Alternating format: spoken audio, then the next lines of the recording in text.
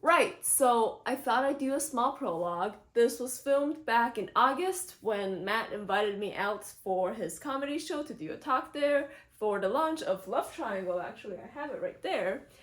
It's totally like this is planned. And so it was filmed back then. I got the recording like about a month ago now. I kept thinking I'd edit it. It never happened. I might still edit it in the future. I'll drop a link if I do. And yeah, people have told me it's good. I haven't been able to bring myself to watch it yet, so you're kind of in a roulette for this one. I'm sorry. Oh, and before you ask, broken arm, the bone fractured in half. What can I do about it? Skating accident. But yeah, it's been a month, so it's healed quite considerably. But I just keep this on for protection purposes. And I should stop smacking this. Though honestly, my right hand hurts more than my left arm, so that's a good sign, right? Anyway, see ya. Watch this video. Let me know if it's actually good, if I should edit it. They gave me 2 camera angles, and I have my original slides. And yeah, I've been babbling on for way too long. Enjoy. So, all of that is about to happen. And I'm going to, sorry, I'm also head of tech. I forgot, I've got to move the clicker over there.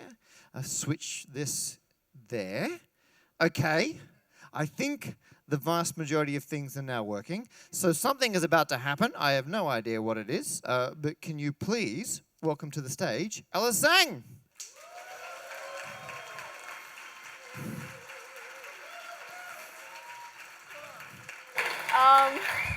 Awesome.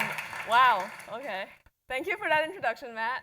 Yeah, so I'm Alice. I help Matt with a bunch of different things, as he previously mentioned. Here's the video he just mentioned. Ooh, my computer decided to go to sleep. Hang on.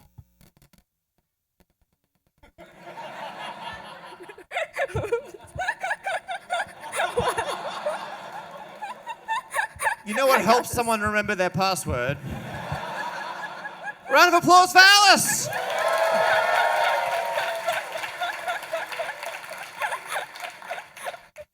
Well, cool. I promise I'm smart and a PhD student, but this is the video that Matt was just mentioning about the one net folding into various different cuboids. And here are the 3 photos that, 3 screenshots technically that I took when he was folding the nets. And so my research actually is kind of a combination of making him obsolete and also taking it smaller. So as you may have noticed, I am a tiny bit obsessed with origami. So much so that actually maybe not all, but a lot of my social media handles are Origami Alice. And so today I just kind of wanted to take you guys around in this world of origami and show you some of the microscopic stuff that I've been doing. And well, origami as an art form just feels like something that everyone loves. But to me, origami is more than just another obsession or an art form. It is also a science. And like all of science, once you master it, it is this magic trick you can perform without relying on deception. Let me show you what I mean. So, on the origami algorithms and mathematics side of things, here I have a rectangular sheet of paper, and I did it on the more massive thing, but I'm not going to unfold that and refold it again. You'll just have to trust me, it's the same thing. But so if I make these folds, and if I make this one straight cut, which I will do here, I genuinely don't know if this is going to work, but we will try it out.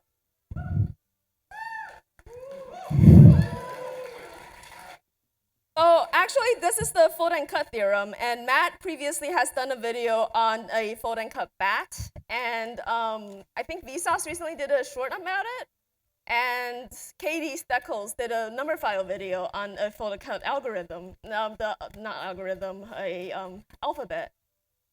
But here, what I have is, if I make that one straight cut, I need this piece. Oh, sorry, Raleigh. And if I unfold it now, I get, hopefully it works. Oh, didn't work. Well, Well, in theory, what it should be is, let me go cut the smaller one.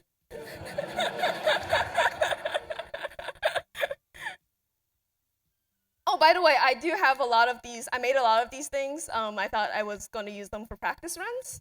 And so I didn't actually end up practicing as much as I hoped I would. So there, I think we're planning on putting them out after the show if you want to grab one of these for yourself. In theory, it is a triangle inside of a heart, which is my best attempt at a love triangle symbol.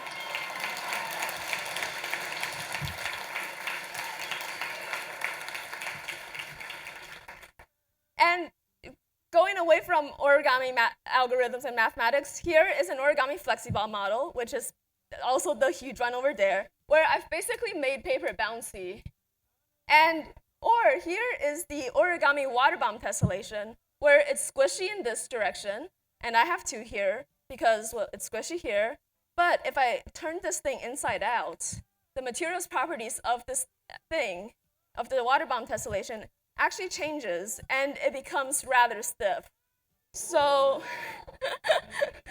here is an origami crease pattern that's exhibiting different behaviors, different materials behaviors, and different orientations. What is going on here? I can't explain this to you mathematically or scientifically. Still working on that. But it is these exact emergent materials properties and shape transforming capabilities of origami that makes it so attractive to engineers. And not only that, but origami as a science is scale invariant, meaning that the same set of folds give the same results on all length scales. So, and you can fold everything from the very small to the very big. Think about the James Webb Space Telescope, for example. Origami allows us to pack this massive telescope into a relatively tiny rocket, and once it's out there, we can then unfold the telescope and deploy the whole thing. And the same laws of science apply on a micro scale, where, there, instead of starting small and expanding, we start in 2 dimensions. Let me move out of the way. We start in 2 dimensions and expand into the 3rd dimension. And by starting in 2D, we get to make use of all of the lovely technologies developed by the semiconductor industry to print these 2-dimensional circuit boards on the industrial scale. And I don't think I'm exaggerating when I say that our smartphones has changed our world. And much like how your smartphone and really the transistor has been able to miniaturize information and communication to revolutionize our lives, many scientists believe that a similar revolution is coming if we can learn how to miniaturize machines. People like my academic mentors. Now, you have to understand, the field of microrobotics and even nanorobotics, if we can get down to that scale, might sound a little bit crazy, and it is, but these people are absolutely known for taking crazy ideas and turning them into reality. In the AEOUD group, for example, we regularly use liquid crystals. Well, we observe the change in colors of the liquid crystals to be able to probe the chemical reactions happening around the liquid crystal in real time. The Muller group is able to image atoms on a day-to-day basis. So here, each individual yellow dot is an individual atom. And the fuzziness, the red fuzziness around the dots, those aren't due to microscopy error. They are actually the thermal vibrations of the atoms itself. Yeah. Paul was on the team that made the world's smallest guitar, and he,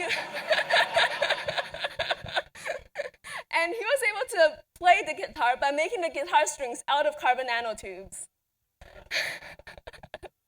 And Eric, well, let's just say he pioneered the field of computational origami.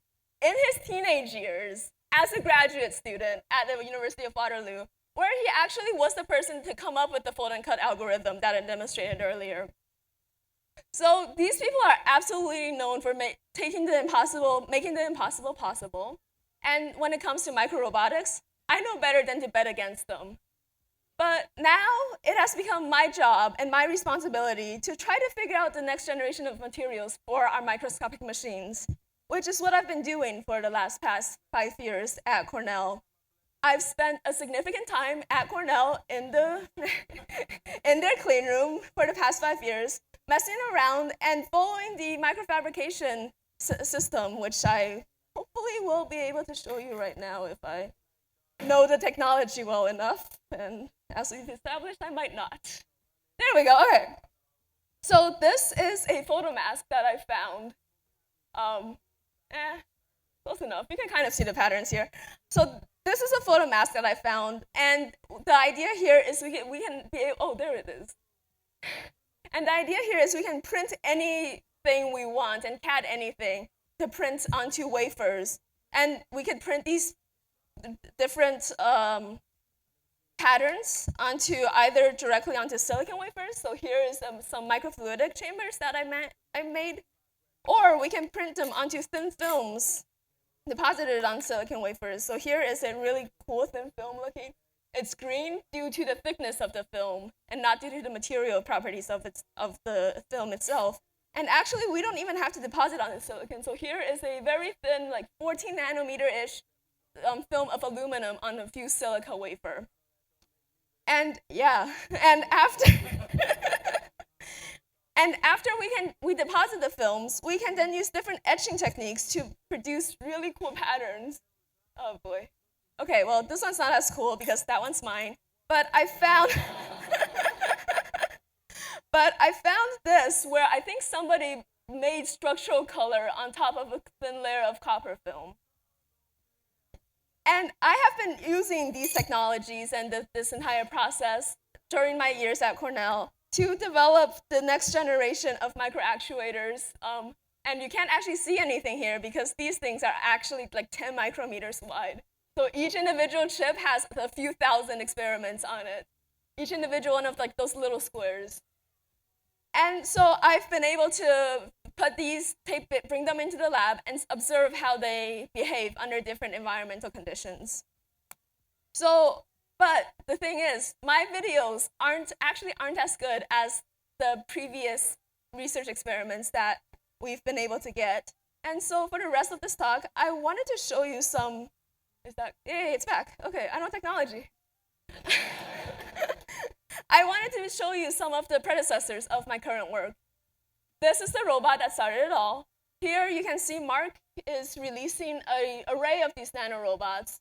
And you can see that once they're released, they pop into place. And again, because these things are made in a clean room, we can make thousands of these all at once, massively in parallel. And once they're popped in place, they're then now ready to march to wherever they need to go. So here, Mark is driving this robot by shining laser light onto the top and bottom solar panels, where when you shine the laser light onto the top solar panel, the front legs move.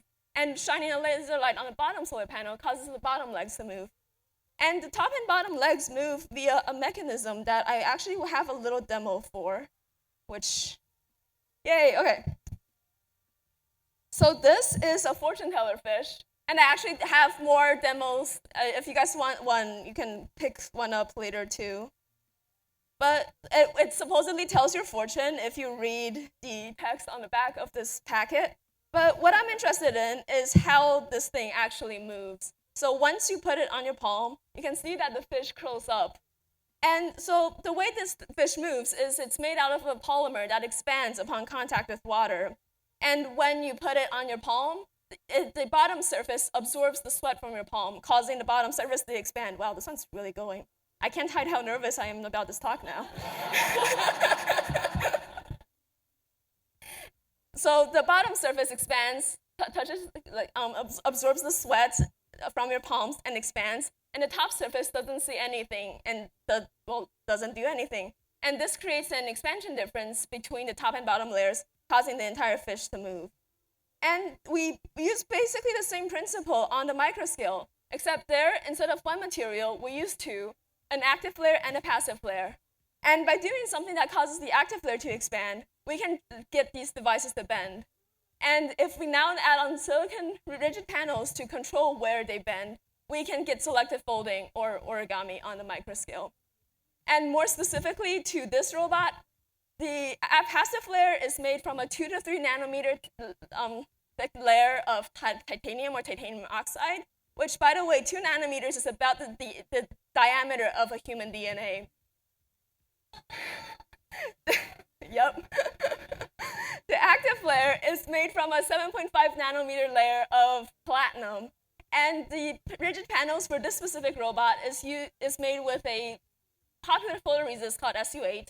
but we later graduated to using silicon dioxide as the rigid panels. And so this robot is absolutely tiny, by the way. It comes in at about 40 micrometers wide by 70 micrometers long, earning it the Guinness World Record for the world's smallest walking robot.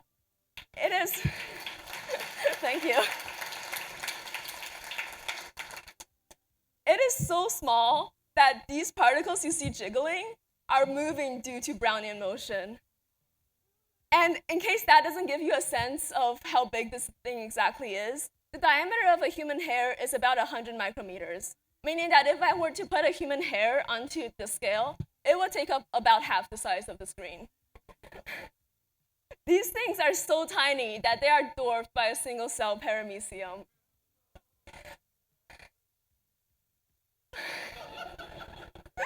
Okay, well, so now that we have this technology, we can then use it to fold the world's smallest origami, right?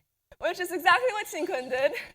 This is a microscale origami duck, where when he's applying a folding voltage, the duck folds, and then applying an unfolding voltage causes the duck to return to its initial state. And here, as far as I know, this is the world's smallest mirror ori, where again, because the laws of origami are scale invariant, it is basically just doing this, but on a scale that is about 1,000 to 10,000 times smaller than what I was doing here. And since, again, these things are made with technologies compatible with computer chips, we can then add computer chips onto these folds to create fully autonomous walking robots. This is Antbot, made by actually Michael, who is one of the senior grad students that I was able to shadow when I joined my current group a few years ago. And onboard Antbots are not only the platinum legs that I talked about earlier, but also a clock to time the legs and solar panels to power the clock and the legs. So this thing is moving completely autonomously under 1 sun's worth of light, which is something that is easily providable by our microscopes. That's the word. So, okay, by now, a few of you, well, noticeably, a lot of you are excited by this technology. But some people might be terrified, and rightfully so. I, for one, welcome our micro-robot overlords, and to steal a quote from Paul McEwen, my nanofabrication faculty mentor, well, these robots work for me, so... So Paul actually has written an apocalyptic thriller about using nanorobots,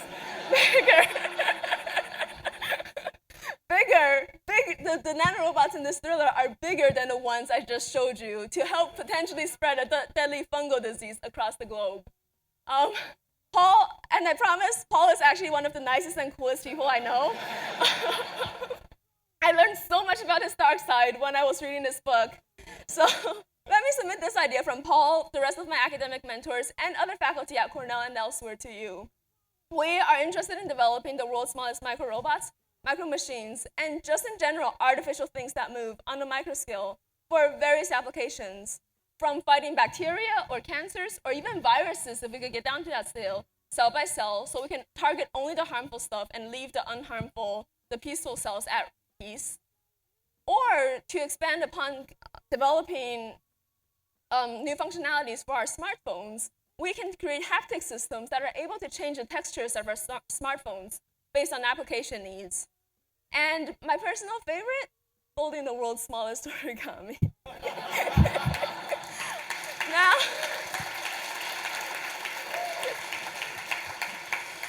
so now that we have this technology, I am personally looking forward to being able to morph and use the shape transforming capabilities of origami that we understand on the macro scale to be able to do things like this on the micro scale, and potentially, hopefully one day, be able to start with a microscopic sheet of paper and not only be able to fold it into something that resembles biology on the micro scale, but also be able to give it mechanical functions as well on all length scales. Thank you very much.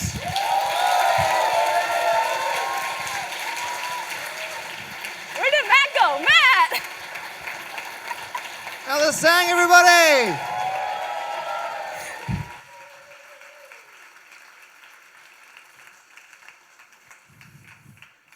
Well, there you go. Occasionally people say, Matt, an evening of unnecessary detail, a bit of a weird night. How do you know if it's a success?